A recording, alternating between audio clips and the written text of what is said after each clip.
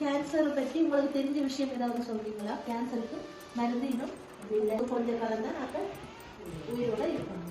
ஒரு வெத்தலை போடுறதுக்கு எவ்வளவு முடியுது? ஒரு நாளைக்கு எவ்வளவு முடிக்கிறீங்க வெத்தலை போட்டு? ஒரு நாளைக்கு 100 ரூபா முடியுது. என்ன அப்ப ஒரு நாளைக்கு 100 ரூபான்னு மாசம் பாத்தீங்கன்னா 3000 ரூபாய் முடியுது. ஒண்ணு காசு செலவழியுது, ரெண்டாவது நோய் வாரது.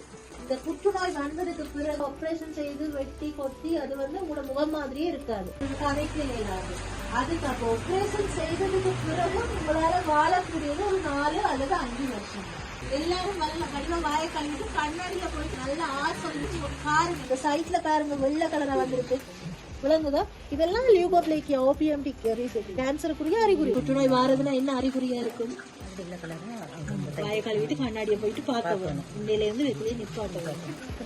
நல்லா இருந்துச்சு, நன்மையான விஷயம் தான் நடந்துச்சு. அதெல்லாம் நிப்பாட்டினா எங்களுக்கு ஒரு நன்மை.